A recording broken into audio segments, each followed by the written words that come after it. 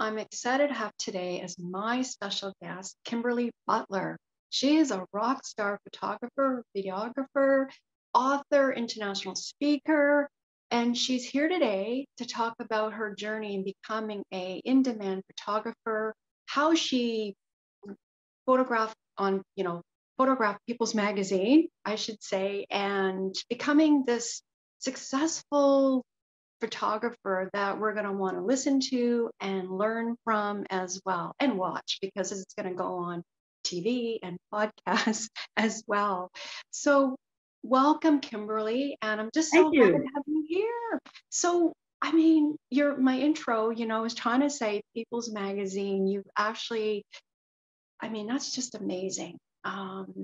Yeah. For people, like, Well, thanks for having me. I appreciate that. Yeah, I was about 10 years at People, and which was a great training. This is Layla, everybody. She insists on being here. Okay, so Layla gets what Layla wants. Okay. Yeah. Yeah, I mean, my career is long, and it's very interesting in that I pivoted a lot of times. I specialize in photographing people, and I actually started off at Sports Illustrated and doing a lot of independent, shoots here and there, because I've always owned my own business. And then People picked me up. Wow. They were owned by the same company. It was back in the great days where Time, People, Sports Illustrated were all in the same building under the Time Life umbrella. And it was a phenomenal learning experience. It taught me to think very, very fast because I only had 15 minutes with a famous person, and there's a publicist, and it's like, what are you going to do? How are you going to shoot it? And you've got to very quickly relate to this person and make them feel comfortable, because photographers don't have the best reputation with celebrities. A lot of them chase celebrities, and people will say to me, what do you do? And I said, well, I'm a photographer. Oh, well, what do you do? Like, what kind of photographer? And then I'm like, well, I'm a celebrity photographer. Oh, are you paparazzi? Oh, No, no. I'm not.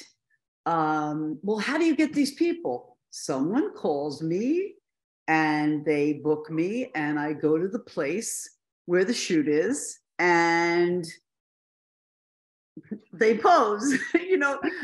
I'm trying to tell a regular person like how that works. And it was very interesting how people, it just doesn't equate with people immediately. And then they see my work and they're like, oh my God. Oh my God. And which is very funny because I don't see myself like that at all. It's my job. I love it. I love it. But I don't define myself by the photographs that I take. I define myself by what kind of human being I am. Yes, but you have a gift. And just talking, seeing through your lens, it's not easy. So you have to have some relationship or, as I said, gift to relate to the artist. And I'd like to know, like, how did you get into People's Magazine? Like, how did it Into People? Yes, I mean, were you Well, nervous? actually, I was, the true story about that, I was at ABC and I was shooting for ABC very consistently. And there was a guy who was sometimes my assistant, and he moved over and he was interning at People. And we are still friends to this day. He's now a therapist out in California, John's still in Paris, and a great therapist. And he called me, he said, hey, I'm over at People, come on over and I'll introduce you to the head photo editor. And this was like, wow. This was like finding the gold mine in the gold rush. And I met with her, a wonderful woman by the name of MC Martin, and she liked my stuff. And I think most importantly, you know, I'm very, very polite. And thank you so much for seeing me. I appreciate it. And because, I mean, really, my work, I mean, you know, I don't think at that point it was anything to write home about, that it was fantastic. But there was something about me that fit the People magazine template. You know, I can get people to do fun things, jump on the bed, let me tie them up, you know, let me do all sorts of things to them to make it really, really fun. And I said to her, can I show the other photo editors? Because there was probably 10 photo editors. That's how big People was. And she said, yep, tell them I told you to check in. And I did. And that took off from there. And I got great, great learning experience, how to work fast, how to make friends with the person, how to make the person feel comfortable immediately. So that they let those masks down. Because an actor or somebody famous is a professional at putting on masks. We all do it. We all wear masks. And depending on where you are, you put on that mask to fit that situation. But an actor really knows how to do that. So, or someone famous. So you've got to break through that and do that one-on-one thing. So they're instantly like, oh, okay, she's cool. I can relax. Because they're not acting. You're not videotaping them. You're taking a still photograph. Mm-hmm. It's a very different thing. And, you know, you're authentic, which helps, right? If you are, this is who you are, and you want to get them to look the best they can. In other words, and you can get them to jump on the bed, as you said earlier, but that's not easy to do. I can't. I treat everyone the same, whether I'm in an orphanage, a refugee camp, the White House, Anthony Hopkins' house. You know, I treat everyone the same. I'm not going to treat you special. Like, oh my God, I can't believe I'm meeting you. Oh my God, you're fantastic. You're the greatest actor I've ever met my entire life. I'm like, dude, hi. You know, when we met, he was like, you must be Kimberly. I said, you must be Anthony Hopkins. Yes, the same level, because you're professional. We cracked up, and it was an interesting shoot because everybody was like, I loved you as Hannibal Lecter. I loved you. And I said, it was all right. I'm a lion and winter girl. And he went, this one's different. It's just wonderful. And I mean, you photograph, I guess, like hundreds or maybe thousands of celebrities and world leaders, and Yes. you are a world traveler because you traveled in the Middle East. And I mean, Yes. how do you maintain your stamina, Kimberly, with there's something happens when I'm shooting that I'm so hyper focused that I can go for 8-10 hours, like on a gallery shoot for a network. Like I did something for Fox, and we went 20th Century Television. We went, 8 hours, and I'm shooting, and my intern turns to my daughter and says, "Your mother's a machine." And then all of a sudden it's over, and I realize that I've pulled every muscle in my body. To go home and relax. But you just, I love it. It's who I am. It's my passion. It's my bliss. And I just get into this hyper focus mode that nothing can interfere with. Nothing. It drives you, right? You Yes. love what you do, and for when you believe in yourself, like and you're following your passion, you really have to believe in what you're doing and say, I can do this. And were there very many women photographers when you first started? No, I was the first woman photographer at Sports Illustrated. I sent out 500 mailers and I got one reply, and it was Sports Illustrated. because I was shooting athletes, because I started writing a column in the Rockaways, like the hometown newspaper, with a picture of the famous person that lived there and an interview that I would do. And I met a great, great friend of mine who is one of the biggest basketball legends in the world, Nancy Lieberman. And she says, we're going down to do the Superstars in Florida. Why don't you call ABC and see if they need a photographer?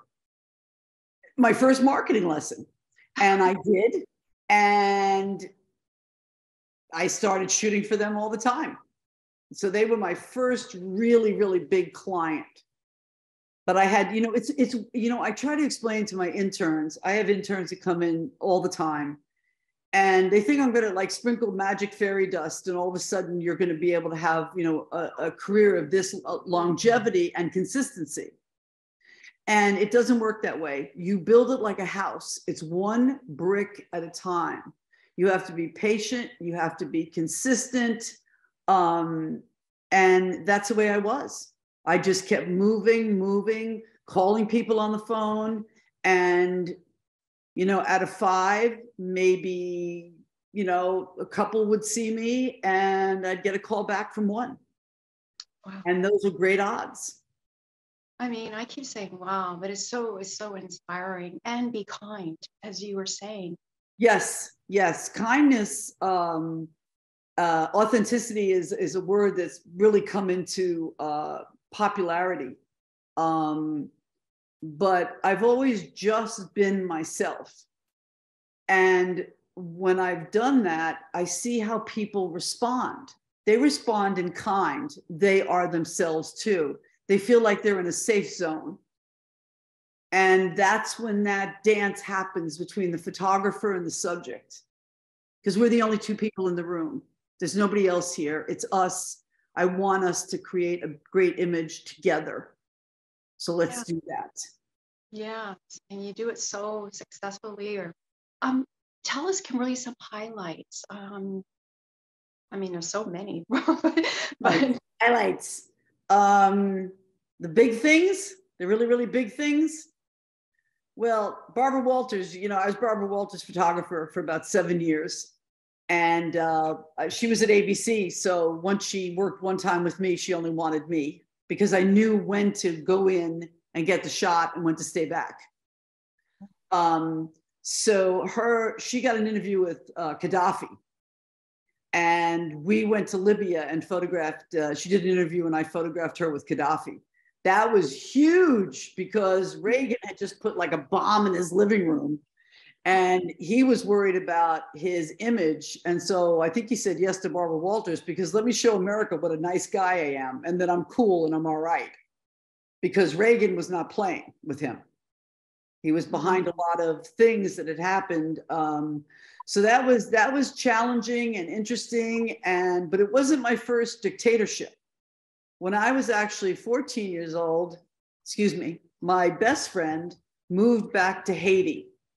And it was under Duvalier at that time. For people who don't know, Papa Doc Duvalier was a dictator in Haiti. And my parents put me on a plane and let me go visit her. So I'm walking around watching the rebels up in the mountains, walking down past the house. I'm hearing guns in the middle of the night. You're not allowed to speak about certain things. I would ask a question. I'd be told, we don't talk about that. So that was actually my first dictatorship when I was 14. Wow. And we're doing a deep dive on my parents now. And I don't know if they were insane or they just knew I was a wild child. And it was part of my training. Let her go. She'll be fine. Let her go. Oh, so much started at 14, world traveling, right? You just traveled and yes. I mean, Kimberly, is there any shoots that you would like to redo? Is there something that you look back and think, oh, I didn't get the best because the team I was with didn't really allow me to photograph, or any? I think that there's always things you think you can do better on. There's a couple of people that I'd like to photograph again that I'm going to get in touch with. There's one specific, but I really don't want to name that person because it's a household name. But I think there's always those things. There's always those things. I mean, one time I was in a snowstorm driving, and there was a white horse in a field of snow. And I didn't stop because we were afraid of getting stuck. And I have never forgot that picture. Oh my goodness. Yeah, that haunts me. And what year was this? Like, I was, wow, it's got to be about 20 years ago. wow, a white horse. Like that is like a symbol. It's sort of, Yeah, it was amazing. It was amazing, but I was really worried about getting stuck in yeah. the snow because it was a massive snowstorm. We got caught in it upstate New York. So we were trying to drive back down. And actually, we had to stop and go into a hotel because we couldn't go any further. Mm-hmm. You know, the freeway was jammed. Yeah, like for shoots, like generally, like how much like prep time do you need? Like when you say you go in and out, but like before that, like there's some prep time, right? Um, It depends. I mean, I would get a phone call and be out of here in 15 minutes. I'm getting ready to go to the Soviet Union, and what I do is I put out my suitcase, and every time I walk by it, I throw something else in. There goes the passport, there goes the socks, there goes this, there goes that. What's the weather like? So every time, so then when it's time to leave, I'm pretty well packed. And I do the same thing with my equipment. Lay it all out, check it. Is it working? Is it working? Then check it again. And then the morning of the flight, check everything. Do I have my passport? Do I have this? Do I have that? Then there's times someone would call me, like the People or another really top magazine, where the person would say yes at the last minute. And maybe they'll only be in town and that's it. And can you get to the UN right now? I grab my camera bag and go and make it work. and because you're just so passionate. Like you have over 23 years of experience. Is that right, Kimberly? Yes. Yeah. I went to NYU Film School, which I tell everybody, save your money. Don't go to film photography school. Come to the Kimberly Butler School. I will teach you everything you need to know, because they just take your money and then you owe a lot of money in student loans. It's not worth it. It's not worth it at all, because they don't. Last summer, I had 7 interns. I took an ad and 7 people replied. And so I said, let me take them all. We'll have fun. And because things are slow in the summer, so you can have fun. So they came in and I said, all right, before we go any further, what do you want to learn that you're not learning in school? And in unison, they went, everything. And I looked and I said, wow, this reminds me of when I was in film at NYU and in photography. I wouldn't go to class most of the time. I would just turn in my pictures and my portfolios. And my teachers would get annoyed with me. And I used to say, I'm working on deadlines. I know I have a deadline and I'm working on deadlines, and that's it. And my senior professor just retired, the great Tom Drysdale out of NYU. And I was just a piece of work, as most people will call me. And I just thought it was ridiculous to sit there and listen to someone drone on about how a lens works. Tell me how it works artistically, but I'm not interested in all the refraction of light. It doesn't matter.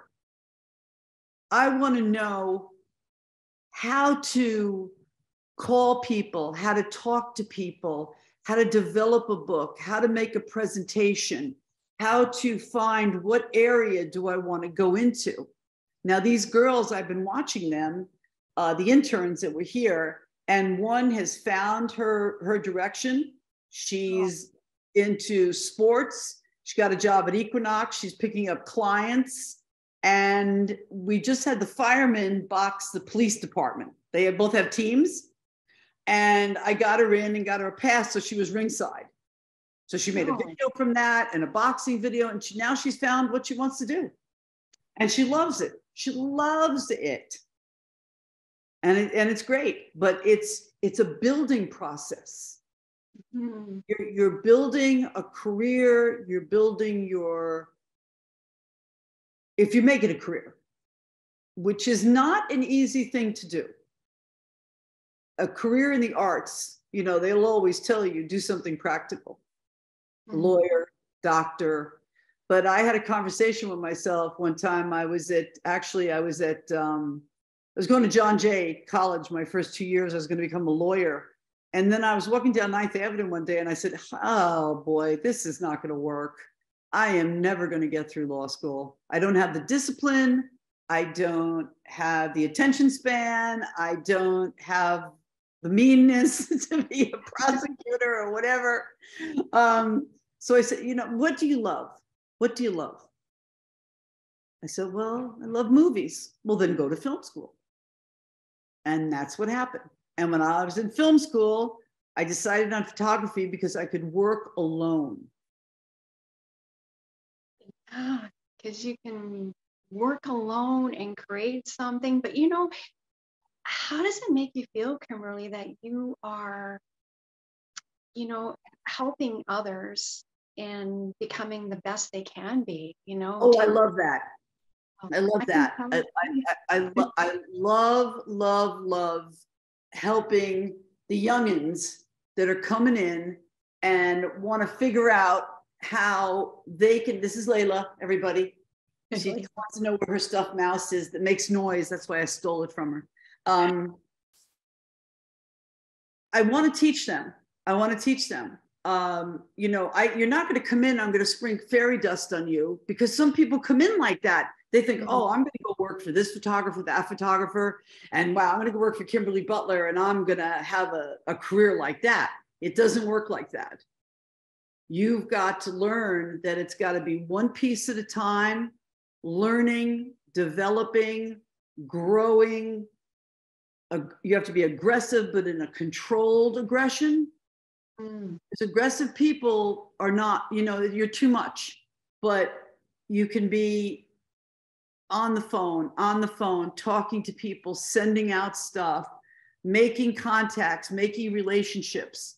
And all that is learned behavior, so I try to teach them that in addition to, okay, now we're going to learn how to like. And now we're going to learn how to deal with somebody famous. Oh, hold on, they're here. And I was like, oh my God, who is that? That's Taylor Swift. Let's get her in here and say, and they're all just like mortified. I had to make them promise to don't get crazy on her because they were all young girls. I said, don't get nuts. Don't get nuts. And she was so sweet. She introduced herself to each one of them and shook hands. And they were all like, hi, hi. That was a crazy shoot. Harvey Weinstein walked in and stood between me and my camera and Taylor Swift while I was shooting. Now, what do you do in that instance? You could have, I know photographers that would throw a complete hissy fit and be, you're in my shot. I'm working here. But I could just feel that this wasn't the guy to pull that on at this particular moment. It was best off to just let him say hello and leave the room and then take control of the room back. But then there are some times, well, I'll say, excuse me, but I'm gonna have to ask you to leave the set and leave it now.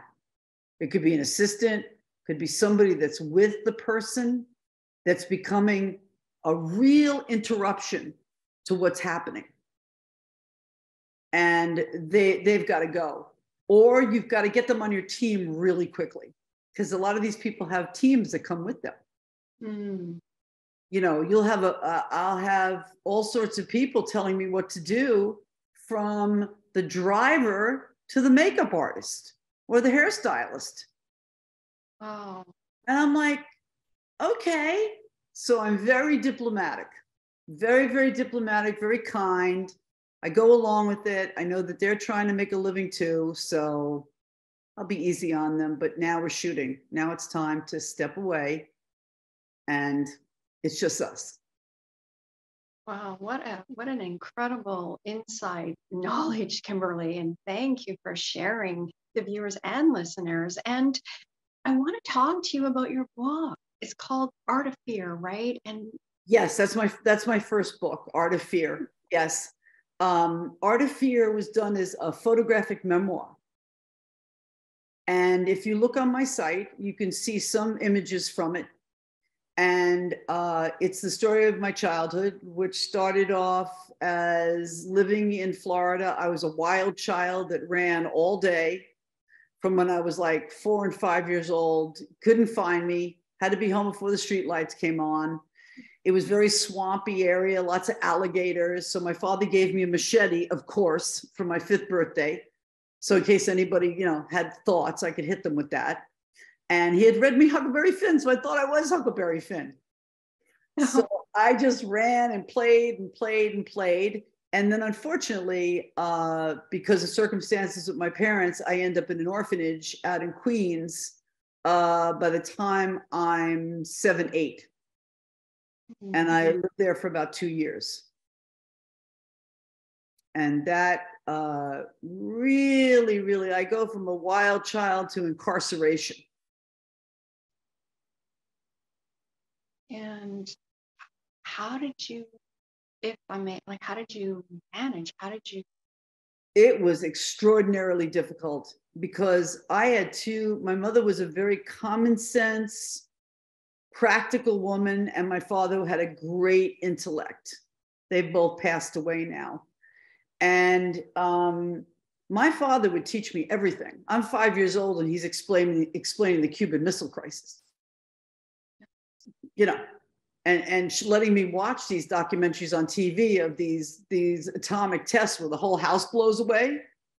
So he explains everything, explained to me about the Holocaust, and we would watch documentaries together and he'd explain to me. So I was treated like an adult by my parents very, very early on.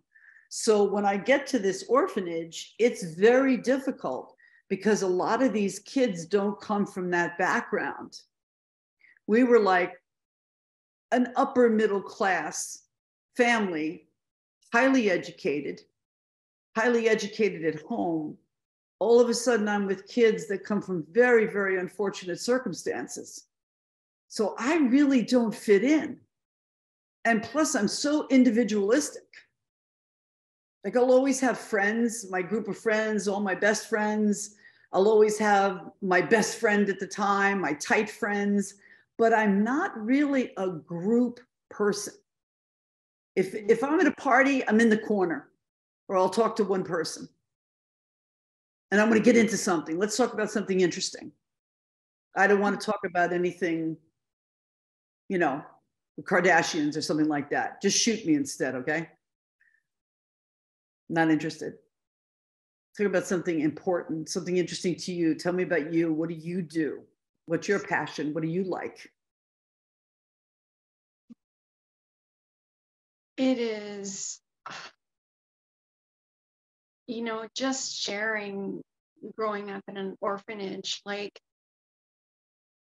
did you help others, like, when you were there, like, to be like you, to be strong, to be? No, I was literally trying to survive. They beat the shit out of me. Sorry. The first day. It was some kind of initiation thing where 10 on 1. They chased me and they pushed me off an embankment and I landed like about 8 feet on my back, and I've had back pain ever since. And I just didn't understand why children would act cruelly like that. I couldn't understand it. I couldn't process that behavior. And I didn't know what you're supposed to do, stand there and take a beating? There's 10 people, I run. I knew when to retreat. I was raised by a military officer, no, you retreat.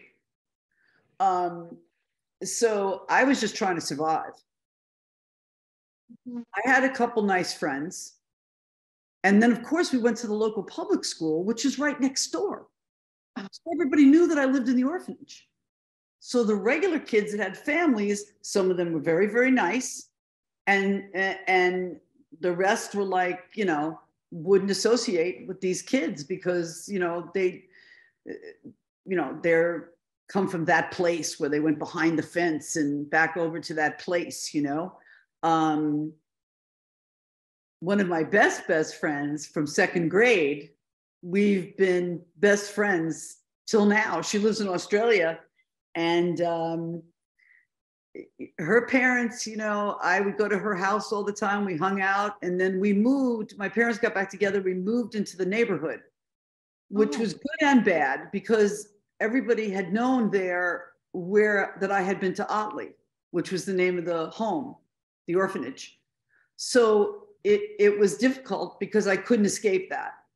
But then when it was time for high school, because the middle school and the grammar school were right across the street from that, and the orphanage was around the block. So it was this continuing nightmare. And then, you know, this is civil rights movement, Vietnam. So everything is out of control. Everything is crazy. But then my parents moved to Forest Hills so I could go to Forest Hills High School instead of going to the school down there, which my mother had actually gone to, and it was rough when she was there. And they didn't want me going to that school. They had to end this cycle of violence.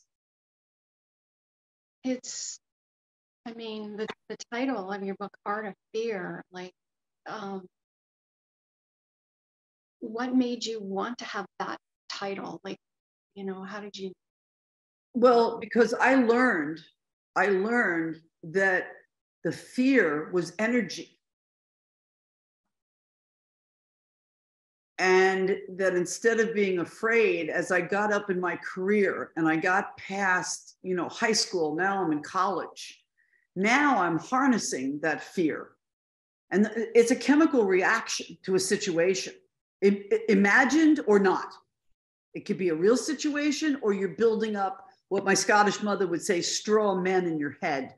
You're building up imaginary things. What if this happens? What if that happens? What if this? And while you're doing that, these chemicals start pumping, okay? So I took those, they're really energy, because they're pumping, you're getting anxiety and all this stuff, they're energy chemicals, and I pushed them in the direction that I wanted to go. And that's what I did. That's why I said it's the art of fear, because I lived my life in fear for many, many, many, many years. And then, you know, now I'm like, what do you got? Yes, you're living proof, you're a testimonial to. You know, what have you got? What is there to be afraid of? At this point, dying? No, I get to go to God. That's going to be fabulous. As my grandfather said as he was dying and my mother was crying, why are you crying? He said, because you're dying. He says, no, I'm getting ready to go on a great adventure. The Butlers are a very philosophical group of people. And I look at the world and the beauty of the world, and I see the harshness and I see the ugliness, but then I see the greatness of people that work in refugee camps and do remarkable things for other people. And then I look at nature and I say, how is there not a higher creator, a great architect of the universe? Of course there is. We just weren't amoebas walking along, get hit by a bolt of lightning, and all of a sudden, you know, here you and I are having this conversation. No, there's a great design to everything. The Fibonacci sequence, a nautilus, it repeats itself in nature. It's built on mathematics. It's just incredible, absolutely incredible. So, I mean, really, you know, listen, there's times I get afraid. I'm walking down the street and some homeless guy ran up on me last weekend and like right in my face and went boo and jumped on me. And, you know, it was the shock, but then, you know, he's going to get a reaction, but he moved away from me quickly, which was a good thing, because my reaction is then going to be like physics, an equal and opposite reaction. If you don't get off of me, the dragon is going to come out. The dragon that lives in all of us. And my dragon went through a lot of shit. Right now, she sits in my stomach. She's actually by a lake, okay? Doing her nails, having a little pina colada, got a little umbrella drink. But if something starts to go wrong, the first thing that happens is smoke starts to come out of her nostrils.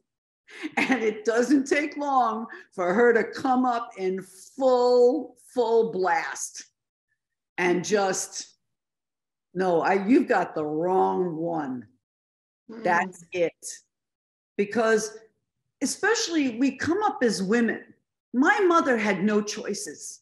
So if you're a woman listening out there, a young woman, and you say, what is my career, my career? We're still making 77 cents on the dollar. It's still a man's world, but it's crumbling. And you have to remember that it started out as a women's world. We were goddesses. 95% of all archaeological finds in the ancient world are women fertility statues. Why? Because women gave life. We were goddesses. They couldn't explain it. We must be goddesses. But then you get organized religion, you get hunter and gatherer societies, things start to happen, and they take over. And, we became second-class citizens. So my mother had no choices. What did she have? Teacher, nurse, telephone company, where she ended up. I had the world. I could do anything that I wanted, anything at all. The only thing that would stop me would be me. Yes, I love that. I love that. And that's my famous quote in Deborah Drummond's book. The only competition you have is yourself. Well, I love that, Kimberly. It's just, yeah. Thank you. Yeah, I just love it. And I love your talk too. Authentic again. Just, you're the real deal. You just, you're so passionate. And I can, even though we're doing this virtually, I can feel, such passion and drive and inspiration and role model. And well, that's what I want to do with my life now. Now I'm doing a lot of personal work that's very important for me. I did Alice in Opioid Land against the Sackler family with OxyContin. It's really cool. Take a look at it. I did The Art of Fear. I'm going to start on something else. I've got the back of my mind, and I'm spending a tremendous amount of time with the memoir because it is so deep. We're just going through my father's army records right now, and it's like, he did what? Oh, wow. Okay, he did that. So you can see how it gets passed down, having a father like that and the teaching, and then having a very practical mom. When they were there, things went bad for a while, and then things were great for a while. Then they went bad again, but I was already in high school. So I was out on my own at 16, but determined that I was not going to be stopped. That was it.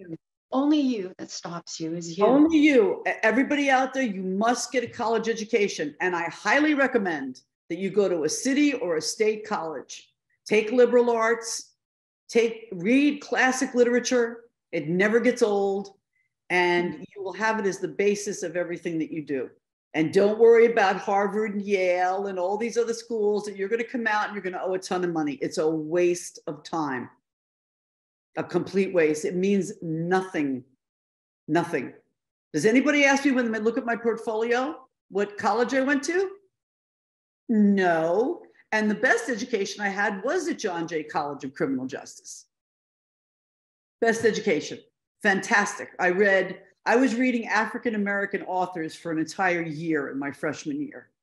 James Baldwin, Octavia Butler. Reading these amazing, amazing writers, that people are looking at now, because my banned books thing is a big thing that I'm doing. Have you seen that? Yeah, on your website, you have, like, for people who are listening and watching, to go to your website and they can check you out and all your beautiful photographs and Kimberly, with your memoir, do you know when it'll be launched? Do you know? It's going to be a while because we're working now on the chapters, and you do a couple of chapters in depth, full, and then you do what the table of contents would be. You do the forward, and then you go and you pitch it, and you see what kind of bites you get.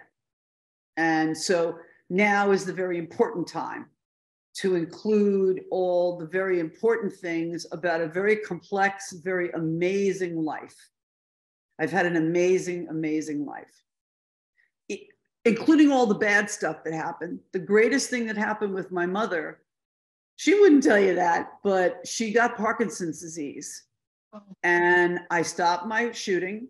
Actually, I started banned books during her Parkinson's.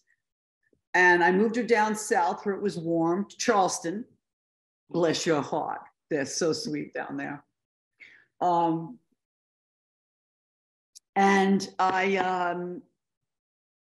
she dropped all her masks and all her pain and everything because she was losing the use of her body and she knew her mind was going. So we started having real, authentic discussions about the past and her guilt over the orphanage. She had been drinking and, self-medicating at that time. If I was her, I'd be self-medicating at that time also. So we settled all our stuff. It was absolutely beautiful. Absolutely beautiful. And I was here in New York. I brought her back to New York. She died here, right over there, with me. And I remember her saying, "I'm afraid." And I said, "Why?" She says, "Because, I did some bad things." I said, "Listen, you didn't do anything bad. Dad wasn't well. You did your best to survive. You worried about the orphanage? Don't be. It made me the person that I am. I care about other people. I adopted an orphan. Okay, so, my godsons, their mother was taken violently. So I understand. So, and I said, "Listen, I can guarantee you, based on my very tight relationship with the Almighty, that you're good to go. You're going to have no problem because this is nothing. And don't be sorry. I forgive you if you want to hear that, but I understand what happened to you."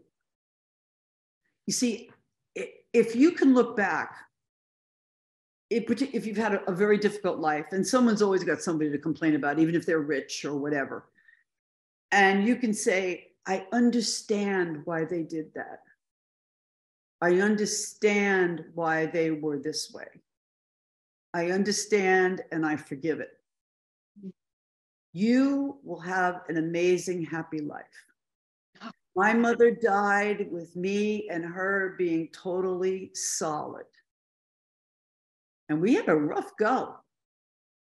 We had a rough go because she was 100% Scottish, which, if you don't know, Scottish mothers they're like Italian mothers. Where's the spoon? They hit you in the head, she was tough. She was tough, but I learned so much of her about common sense in business. Is really, yes. And an intellectual parent and a common sense parent. And she was like, "Own your own business. Don't work for anybody else." I love, and there, here you are. And That's Kimberly, right. That's right. yes. Is there anything else you'd like to add? Is there anything else that you didn't say? What's next for you? Well, so right now, besides doing jobs that come to me, because we all have to make a living, I'm doing my banned book series. Now, last year I spoke at the library, and I'm sure that if you don't know, all across America, libraries are being forced to close. The librarians will be arrested if they don't remove certain books from their libraries or their classrooms. So what I'm doing is I'm taking all the banned books and I'm doing my photographic interpretation of it with the best quote that I find from the book written on their body. So all of a sudden you look at it and you're going, "Well, that person's nude." But then you look at it again and you say, "Wait a minute. Look what that says." And then you don't notice that they're not nude anymore. And it just started. And I have about 35 of them done now. I'm going to eventually do a book, but I'm really frightened for America. This is fascism at its best. This is where it begins. The big Hitler kickoff was their big book burning. And you don't want this. You don't want this. And there are people on the left and the right that don't want us to read certain books. And that's a parental decision. That is not a school decision or a teacher decision. It is a parental decision.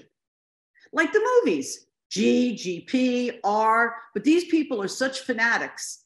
They actually want to get rid of all the books. So this year there's a lot of gay books, trans books that are all being banned. So of course I'm doing those. And we're having a great time. I'm going to put it right out there, and that's it.